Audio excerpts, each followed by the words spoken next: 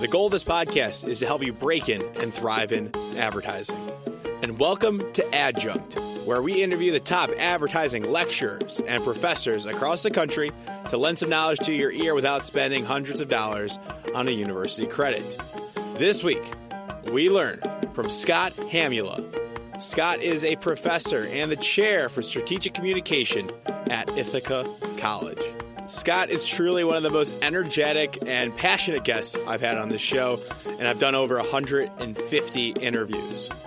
The man loves his job, which he says is all about getting things done and making a difference. Love that.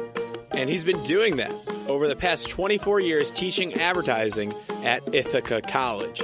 He was awarded the AAF's Distinguished Educator Award in 2019. That's like the MVP award for ad educators. And Scott's professional and teaching resume is impeccable, with a background in radio and advertising sales early in his career. This episode will inspire you. This episode will teach you how to break into advertising. From portfolios to master's degrees to getting the job done, Scott has won multiple NSAC, that's National Student Advertising Competitions, in the regional level and even a national championship. I'm not surprised at all by this, by his passion. I'm sure he creates and it works with some incredible students as well.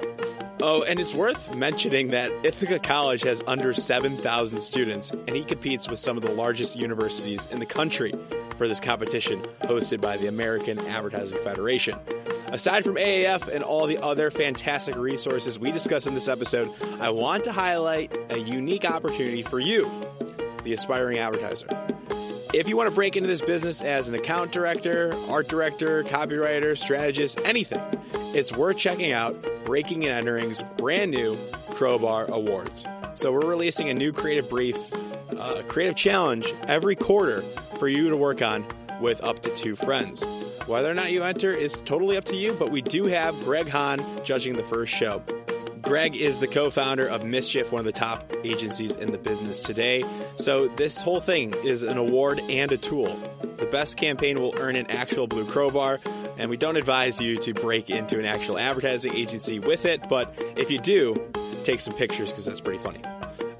All in all, recruiters and pros will be watching the winners. So see the description or head to www.crowbarawards.com to learn more.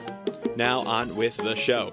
This is the Breaking and Entering Advertising Podcast Adjunct Edition. And as usual, I am your accomplice, Gino Schellenberger. Kick it, Mikey.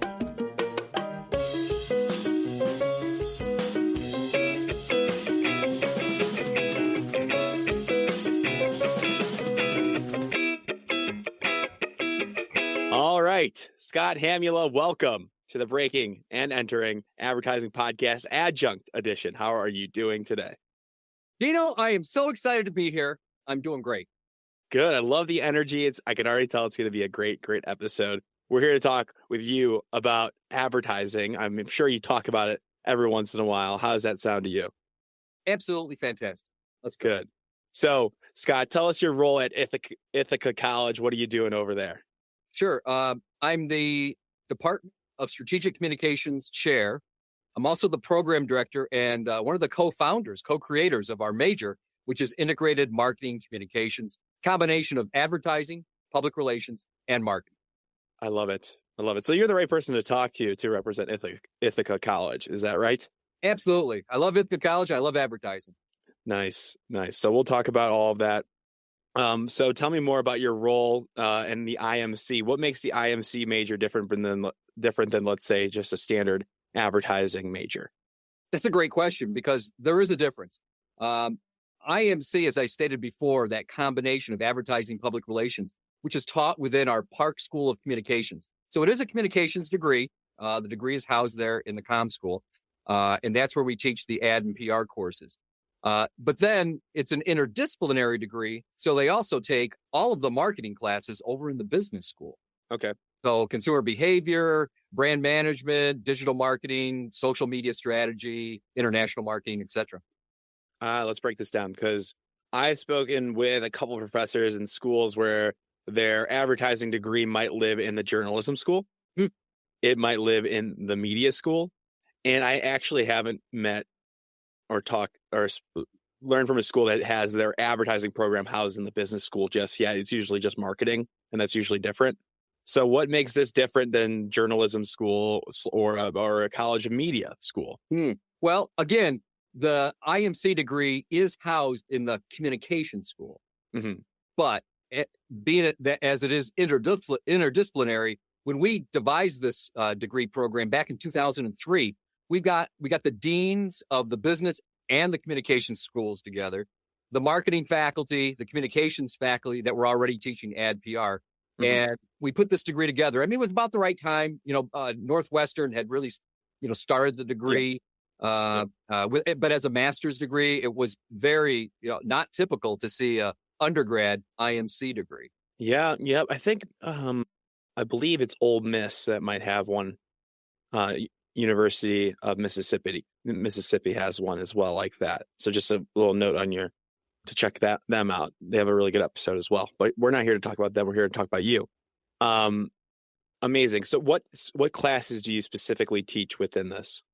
I specifically teach one of our intro courses, Introduction to Strategic Communication, which actually is a combination of the IMC degree and then the other degree in our department is called Communication Management and Design, which is more internal, non-persuasive, corporate type communication. So we do both the internal and then the external communication of IMC, the external persuasive, brand building type communication in that course. So that's the first course I teach, Intro to Strategic Communication. Okay. I teach our advertising course, just your typical principles of advertising, survey, everything. And then I teach our Ad Lab, which is one of our senior capstone courses that students in the IMC major could choose to take. And that course is our major campaigns course, which completely deals with compete in the American Advertising Federation National Student Advertising Competition. So this is so every school kind of handles NSAC differently. So you're telling me that it's a class, they get credit for this class. Yeah, it's a good observation. Schools are different around the country. Some do it as a club. Some do it as a class. Some do it as a class across 2 semesters. Yeah, we've always only done it as a class and only in the spring. And you're running that. Yes, that's correct. What's the client this? Wait, don't tell me. Okay, client this year, not Adobe. No, I know what it is. It's a job search site. You are correct, sir. I don't want to get the brand wrong. What's the brand again? It's Indeed. Indeed. Okay, good. I was going to say another one, so I'm glad I didn't. It's a great client so far. It's going to be wonderful. Good. So so you run that, and so you've been running. Have you been teaching that for the duration of your career at Ithaca?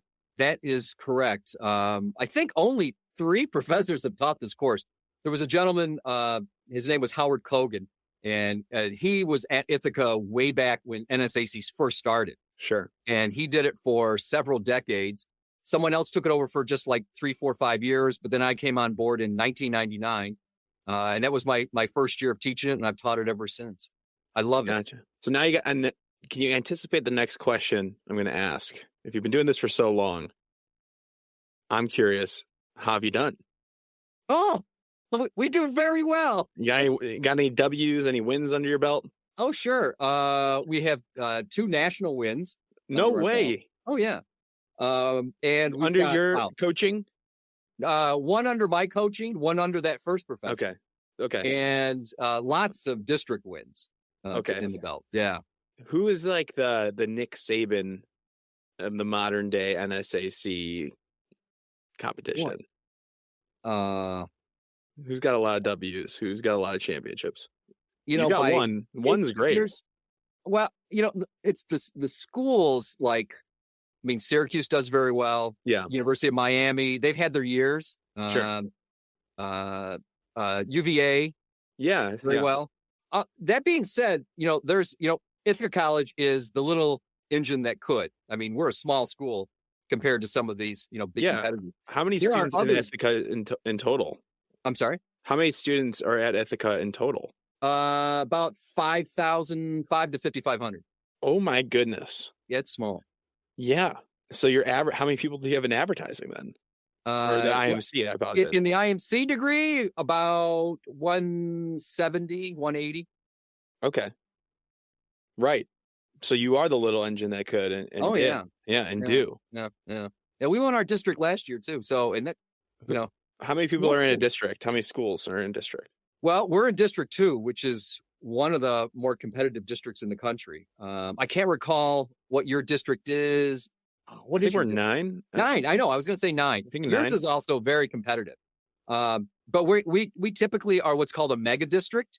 Mega district. We have like so that. many schools. There are a couple of mega districts in the country.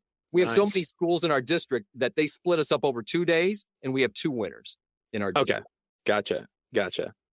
And let's give a little context. Not everybody goes to a school with an NSAC class or an AAF chapter, but this is like it's like the universal competition, like the National Student Advertising Competition by the American Advertising Federation. It's like the universal competition. How else would you describe it for the somebody? World Series of Advertising is how they describe it. The World Series of Advertising. That's good. And and it's a new brand every year. How many months do you get to work on it? We typically get the case, all the schools get the case as soon as they sign their intent to participate form. And the soonest you can do that is like late August, early September. We can get the case. Gotcha. So definitely recommend checking that out. I think Absolutely. our listeners they should be aware of it. But yes, definitely check it out. And your students, I'm sure they know all about it. Oh yeah, Gino, did you participate in that SAC? I ran AAF at Illinois under Steve's watch has 500 plus students. Yeah, right. I know, huge. I don't know about now. That was when I was there. It was the largest chapter, and we had 9 agencies within that, and one of them was Midnight Oil. It was called. I remember that. I remember that name. And that's it's like it was one of the ones that you had to apply to get into, and like we had real clients, and it was an agency, and I was the president of that one. So I didn't do the NSAC because I was busy doing that. No, that's cool. I talk to Steve all the time, so yeah. I'm well versed on your alma mater. Yes. Amazing. So back to you though, because so you teach this amazing class, and so that NSAC is for seniors mainly, junior seniors, right? Seniors. Gotcha. And you found some good success. You got a national championship. What was the brand, real quick, when you guys won it all? It was in 2019, so just a couple of years ago. Nice. It was the Wiener Schnitzel. Oh yeah, I remember that. Yeah, and thank goodness I love hot dogs too. So it was wonderful to win. What was the idea? Do you have to? I'll tell you, boy, it's one of those. You know when you come up with a big idea that you just think is it. You get that like excitement. You get that like, OMG, we could do this, we could do that, we could do that. Our idea was because we had to change perceptions of hot dogs. Sure. That was the goal. So the ask was, change perceptions of hot dogs among all hot dogs, not just like hot dog chains like Wiener Schnitzel and Sonic, but also, over the counter type retail. So Oscar Mayer and, Ballpark. So people had these misconceptions. How are we going to change them? So we said, well, what if we put the hot dog on trial? So our big idea was defend the dog, the case for hot dogs. And we literally put a hot dog in a bun on trial. The hot dog had a lawyer, there was a attorney, there was a judge, and we had a series. And it just lent itself to really good ads, a good ad experience, but also good experiences too in terms of like activations. Defend the dog. And this was for the brand Wiener Schnitzel. That's correct. And that's a fast food chain? Yes, it is. Okay, I don't think we have those in the Chicagoland area. Quick service. They call them quick serve. Yes, QSR, right? Yeah, QSR category. Gotcha. Fun. Amazing.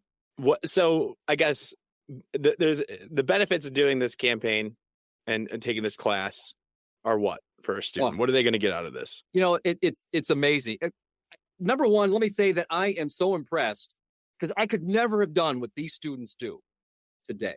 When I was in college, they have, some schools do it for 2 semesters. We do it for 1.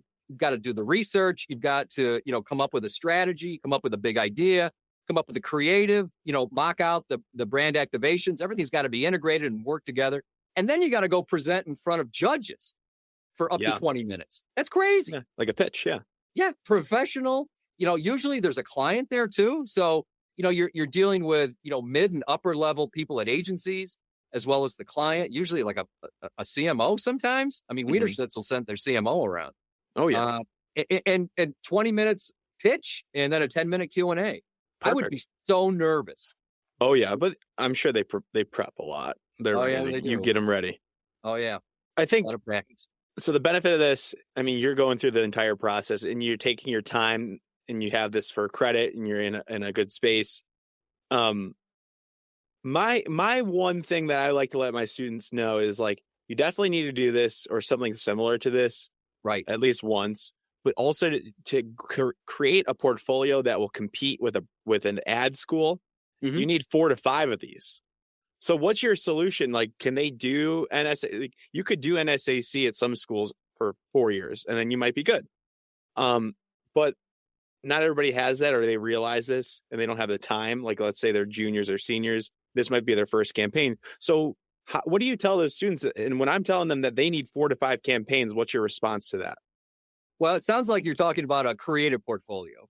Yes. Yep. I need a preface. Right. Well, keep it in mind that, nowadays, account people have portfolios, strategy people, media people, they have. Exactly. Yeah. When, we do have a good number of students that do want to go onto the creative side, copywriting, art direction, graphic design. And that portfolio, is so important. Like you said, I think competing in these competitions really gives you that real world experience, and you come out with, artifacts for that portfolio, which is super important. Yeah, and NSAC, I'm sorry, go ahead. It's a piece for your portfolio for sure. If you do it well. And not everybody does it super well though. Your school does, because you are under you're you help them out. You're guiding them. They're doing the work. I'm guiding them, but they're great students. They had a great education. Right. And then, great experience too, in terms of internship, and which brings back to the portfolio. I mean, at internship, if you can't do a competition or you've only done one, maybe get an internship that's creative, where you could, create pieces and then put those in your portfolio. Yeah. There are other competitions out there besides the NSAC. I love NSAC. The Washington Media Case Competition also gets very creative too, as well as media. I've seen you promote that. I've seen you promote that on your LinkedIn. What is that high level, real quick? It's an organization out of Washington, D.C., Washington Media Scholar Foundation. They have great scholarships, number one, that they offer twice a year. So, you got to pay for school. That's the first thing. Okay. And then while you're there, every year they have a media case competition. They have a qualifying round and then a final round, which is, it's just a more great professional experience. Very similar to NSAC, a little bit more focused on media. Okay. No, that's great for aspiring media planners, creatives. Sure. You understand media, account definitely need to understand media. Everybody does. So that sounds like another great opportunity. So you're saying internships, and my little tip here is when you're looking at internships, which Havas Chicago has one open right now, and we offer a little plug here. We offer interns will work 50% of their time on their daily tasks and their client. But then they also do an internship project. So that's a portfolio piece there. So if you're looking into internships right now, see if they have that project component. A lot of them do nowadays. They also do that on the side. So that's also huge. So you're saying internships, the Washington Media, was that what it's called? Washington Media Case Competition. Yep. And then NSAC. Yeah. And then, if a student's putting together a portfolio, just make something up. You can do it on any brand you want. Just like you say, do 3 or 4 campaigns, pick a brand and, come up with a strategy and an idea and execute it across different media and experiences too. You say it very simply, and really, it really is that simple. Spec work. It is important for the art directors and the copywriters out there and some of the strategists to have those campaigns that are interesting. I always recommend pick campaigns or pick brands that aren't producing the best work right now. Like, you're not going to compete with a Nike or a Apple. You should definitely pick a brand like Subway that doesn't have the best advertising currently. Absolutely. Great advice. And, another piece of advice that I'd give students is You're not expected to be great at everything. If you're going for copywriting, find a student who likes art direction, team up with them, right? So Love that. your copy looks great, and then the ads that look great have great copy. That's the best. That's the best, Scott. Like if I was a student today, I think I would. I would have to be a copywriter if I had to go back in time. I can't do art direction. I would find like that art director I know. You see him in classes or her in classes. Find them and latch onto them, and like become best friends and do spec work together and just really buddy up with one or two people. Maybe find a strategist too, and just go all in with them and help and like create campaigns all the time. They know Photoshop and Illustrator, like the back of their hand. Yeah, they can do it all. That's what you need. Yeah, because I have some copywriting in my background. I'm not a Photoshop Illustrator type person. Adobe Creative Suite. I did want to ask you about your background. So I know some professors have tell me about your background. Like, did you have a lot of industry experience? What did you do before breaking into academia? What was life like that before? Sure. I worked 8 years on the media brand side. So I worked for some middle-sized radio groups in the Midwest, actually. So and in New York.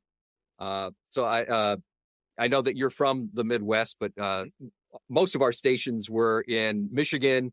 We had one in Rockford, Illinois, and I'm trying to think. There was another one. There was like a tri-state. Oh, Wisconsin too. How can I forget Wisconsin? That was a Midwest family radio group. So I did advertising, account executive, sales manager, advertising sales manager, and eventually left there, went to upstate New York and became a general manager. I always love radio. I love radio. You love copy, writing copy for radio is the hardest. Yes. And it's still, that's still highly, you can do that on your portfolio as well with some radio ads and figure that out. What's the advertising sales like that route? I don't have a lot of advertising sales managers on the show. It's kind of neglected, but what was it like? What were, I guess, like what makes a great sales manager, key responsibilities back then and maybe now? I'll answer that two ways. One, I want to answer and say, usually, the advertising sales side is not thought of and it's not taught. It's not like dwelled on at all in advertising classes. Typically, I give it a good shout out. That a lot of our students have gone to work for Time Warner, for NBC, ABC, ESPN on the marketing ad sales side. NBC Universal. And they love it. Absolutely love it. On the ad sales side, it's a numbers. You have to know numbers. Sure. But you also have to really be, I think, like an IMC person, because you want to be able to integrate, your media properties into your prospects, wants and needs, as well as their other media plans. So you really got to know all the different types of media, not just the one you're representing. Because if you're working for ESPN, right? You've got television, you've got radio, you've got apps, you've got social media, you've got events. There's a lot that you can integrate into for a client. It's one where you can work at your own pace, and it's a very rewarding, I think both personally, but also financially too. Yeah, I like to hear that. Oh, yeah. So, interesting. So, what type of student, I guess, would go this route? I've always been crazy about the ad agency route and brand side, like working as a marketing professional at, let's say, a Spotify or an Apple in-house. What type of student would be drawn to this sales side when you notice early on? I'm thinking, somebody who's a little bit more analytical, somebody who is creative, because you have to be we're all creative problem solvers. All across the board. So definitely a problem solver, because if I go back to an example like ESPN and you're pitching a prospect, a new client, what problems does your client have and how can you creatively solve them across your media properties? And it's not just about, spots and dots and, placing ads, but it's also about, integrating, other aspects of your media and potential experiences. Heck, you could do, contests, giveaways, halftime shows, that sort of thing. Yeah. Well, I think a creative person, somebody who's analytical. I think somebody who's a little bit more general marketing oriented Hmm. tends to Yep. go a little bit more on the advertising sales. And something that you would typically hear is, most of the big places, like Turner Sports, they all want you to have some media agency experience. They'd Hmm. love you to work there for 1 or 2, 3 years, and then make the flip over to a media brand, because then you've got experience on both sides. Yeah, I never thought about that. So definitely, that's a great little piece of advice there. Check out those media agencies, and media agencies tend to pay better, pay pretty well too. So A lot of good perks there too. yeah, vendors will take you out. Oh yeah, Yeah, no, it's tickets not to a bad. games. Oh yeah, Yeah, it's not a bad. It's not a bad route to go. So 1 to 2 years media agency, then you can go to the other side. You're saying, sure. love it. So you did that, and then you became a general manager. Is that what you said? Yeah, general manager of a radio. I loved radio. I had it in my blood. I had some internship experience in grad school at magazines. Print's nice. It's all I like it. Hmm. It's kind of sad the way print has gone. Yeah. It's a whole new model now. But yeah, electronically, I just love television, love radio. Yeah. That was my passion. And Gotcha. advertising. I mean, it was the merge of the two. Gotcha. So you did that. Then what made you leave that, or what was the segue into academia? I thought about this, before today, and I get this question like, how did you get into teaching? Really, I was I was a local advertising manager in Michigan, and I don't know, for some reason, I looked at a want ad for an adjunct professor Mhm. at a local community college, and it was in sales and sales management. And I said, well, that's what I do. Yeah. Why don't I? And I'm, a lot of times I think teaching can be a lot like pitching. I mean, you're pitching information, Mhm. and if you're excited about that information, I think students get excited about it. And you're persuasive in the way that you present the information, and that just kind of carries over into the classroom. So I taught this one, adjunct, this one class at the community college, and it kind of snowballed from there. Like I moved actually back to the East. That was Michigan. I moved back to the East in New York, and I taught like 1 or 2 more adjunct courses. And I thought, you know what? I really love teaching. I love teaching. I love the energy at a college and university. And I love, communications and advertising. Could I make the flip? I said, could I teach full time Yeah. and then work in, media part time? And I was able to do that. So how'd you do that? So I see here you have an MBA from the University of Chicago. So where did that come in your career story? Well, I will say I went right out of undergrad into grad school. I was Okay. like, I'm rolling. I said, I'm rolling. I was doing really well in undergrad. So I said, let's keep going. So I went to grad school. I would recommend to anyone out there, a student who is considering grad school, especially an MBA type program, do not do what I did. Yeah. You should take a couple of years off. Yeah. Gino, how many years have you been out? I've been about 3 years now. See, that's a good time. 2, 3 years in the Yeah. industry. Now's the time, if you were of the mind, to get an MBA. It's because you're in a really good MBA program. You're with other professionals quite often. Yeah. And you really, it's a better overall experience bringing that kind of same experience to the table. But were you working when you got your MBA right after school, or did you do that full time? Well, actually, I did full time. Oh man, what a 2 years. I did full time, but Okay. I couldn't get away from radio. So what did I do? I ended up getting a full-time paid internship at WGN. Oh, nice. Yeah, WGN AM. And that was just such a wonderful experience. Got to produce some shows there. A great outfit. That was back when the radio and the TV were in the same building. Oh, cool. So I met Bozo, the original Bozo. Oh, yeah. Harry Carey, he was in the hall. Yes, it was wonderful. Was he inebriated? No comment. Okay, good. Very good PR response. So, okay, you give good advice here. I think when the economy is down, though, and students are struggling to find jobs, we find higher education increases. People will enroll in higher education. And that's natural. For me now, I definitely want to look into a master's or an MBA, probably more of a master's for what I want to do. But it's hard because I'm working 50, 60 hours a week. I don't have a family yet, so I know I need to do it now. It's one of those things that I know some people like yourself that got a master's right after they graduated. I also graduated at the part of the pandemic. I'm jealous of those people that just got it over with because now they have it, and it is kind of nice. So I see your point, though. I'm just saying that there's levels to it, and I think I think, and there are two sides. I mean, I got it out of the way. It was still a great decision because I had my MBA, and that really, helped propel me in the direction of an education career. Without a master's, and with my MBA, which is sometimes a terminal degree to universities, I was able to get that full-time teaching job and tenure track and get tenure and promoted and so on.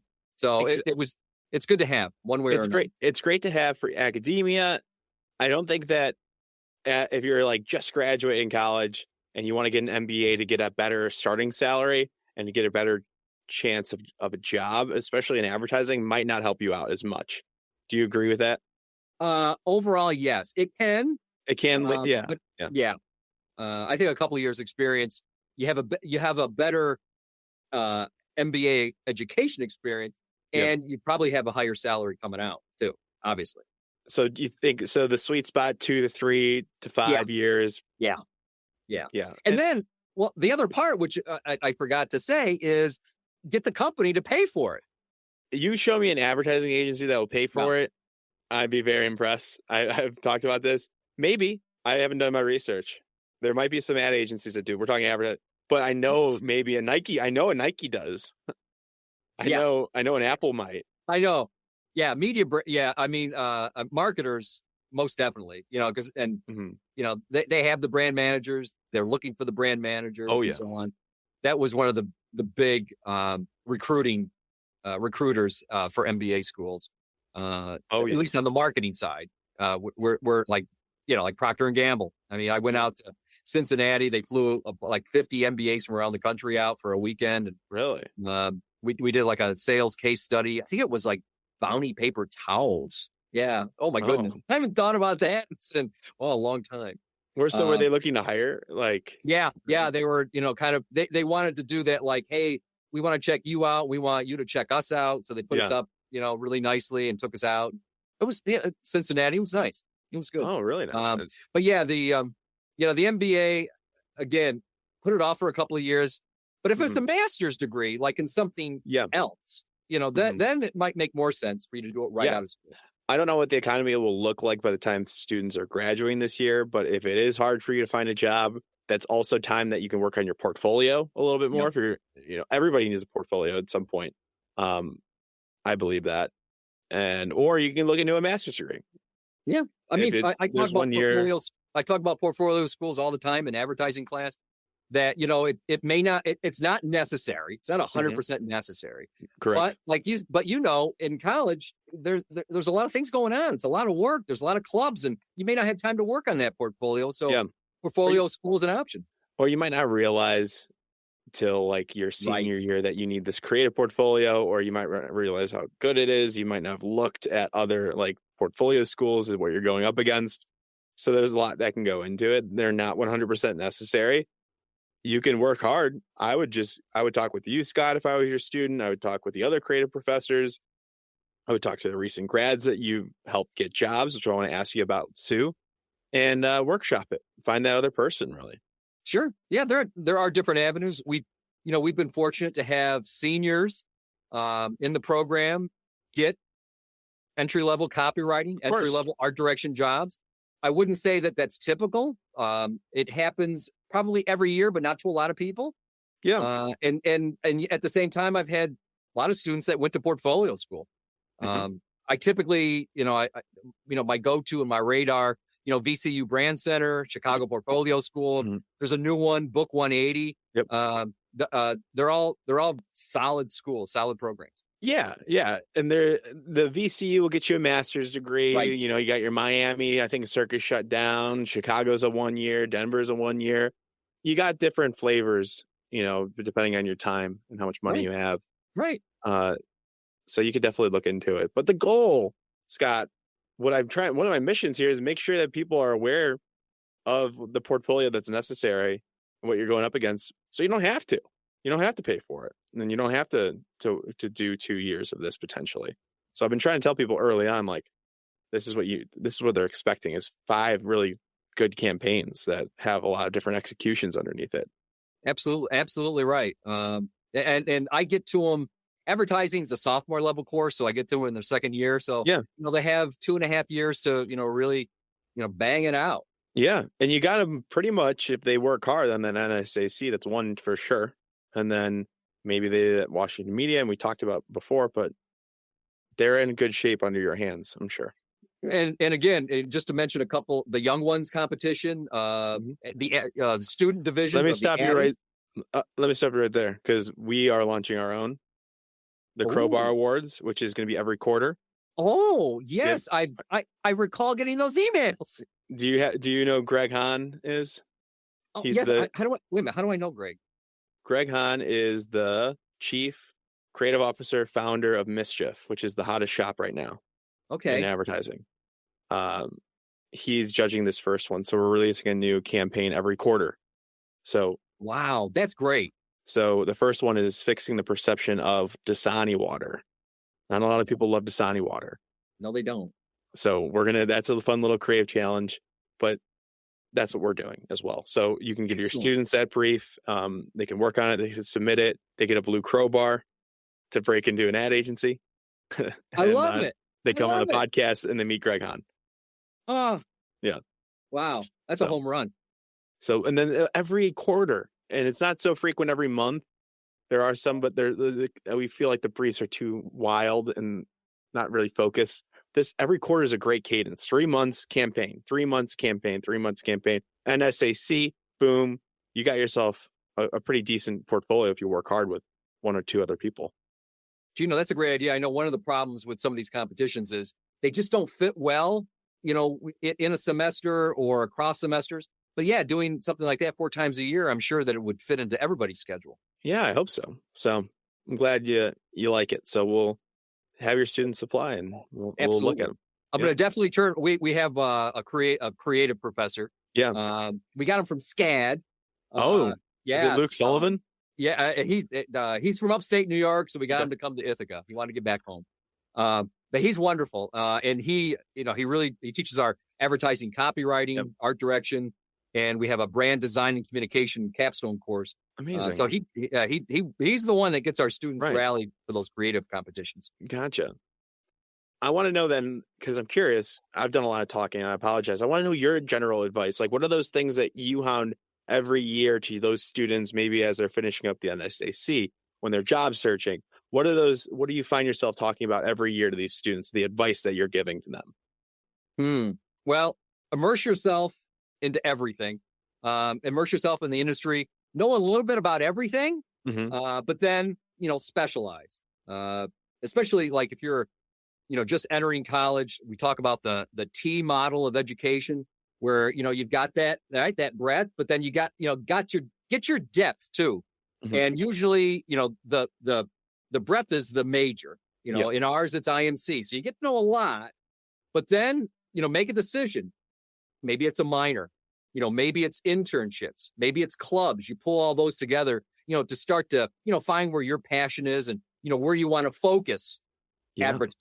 Do I want to go into political advertising? Is it nonprofit? What is it? Oh, I love that. And you can shape that the depth of that T by like you said, those clubs, those internships, and you can work those all together to create one specialization that will make it basically impossible not to hire you if you fit that role. So I love that. Absolutely. Yeah. There was an IMC major, and she really liked health and nutrition. And luckily we had a health promotion minor. So she took that, and she ended up getting an internship at like Prevention Magazine, something like that. Nice. It was a health-related magazine. And then she ended up getting hired by Nike. And she's on the marketing side at Nike. Just loves it, loves it, loves it. Oh, well, give me the name of that person. So we'll get them on the show. We'll talk after. Absolutely. Love that. So, besides immersing yourself in the industry, you got to, sign up for some of these newsletters from Adweek and AdAge, and LinkedIn. LinkedIn. I love LinkedIn. Yes, you do. You're good at it too. Well, everybody, I think, can be good at it, and it doesn't take a lot. It's a lot of it's about giving, posting opportunities and, celebrating people's successes, and just helping to make connections and networking. And you're good at that. Just following you in general, for all of our listeners out there, you can probably find an internship somewhere. I feel like you're always posting opportunities for students. Oh yeah. And that's the other thing too. If you're not graduating and you're still in your years, internships, there's a lot of great national internship programs. AAF has the campus, corporate to campus internship program, the Advertising Education Foundation, in combination with the National Association of Advertisers, ANA. We love acronyms in this industry, don't we, Gino? Oh yeah. They've got the MADE internship, MADE. It's MPMS. Just amazing. And, one thing we haven't touched on is, how can the industry improve and what can education do to help that? And that's, in terms of diversity, equity, and inclusion. We've got some great programs out there, both by AAF and the 4As for internships, trying to attract and retain, students of color to the advertising industry. Absolutely. And there's amazing programs. The BLAC Black Internship too is a program that people should check out. I think when you have diverse talent creating the ads, you're going to get better ads. It's just a fact that we've explored and we know now as an industry. It's just acting upon that and making it work, making it happen. Yeah, absolutely. Love it. Scott, how can people reach out to you if they have any other questions? I guess email is I'm always checking email. I get back to my students well within 24 hours. So good. Anybody, unless it's Gino, and then that takes forever. Yeah, it's all good. Shamula, that's easy. SHAMULA at Ithaca, ITHACA.edu. And of course, follow me on LinkedIn. I should say connect. Let's connect on LinkedIn. Yep. Leave a note. Let them know if you're connecting. Always leave a note. I tell my listeners, tell them you listen to their podcasts and Breaking Entering or whatever else you want to say, but don't just leave people with a quick connect because it's hard if you don't, I know you're probably quick to respond and connect, but I always like to see a little note as well.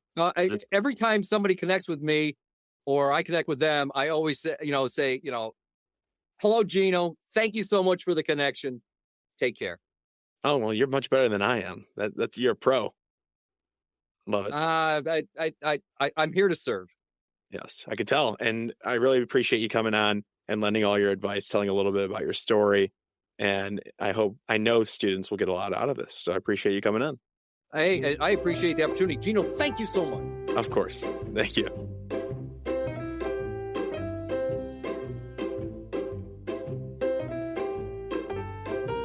Thank you so much for listening to this entire episode of the Breaking and Entering Advertising podcast.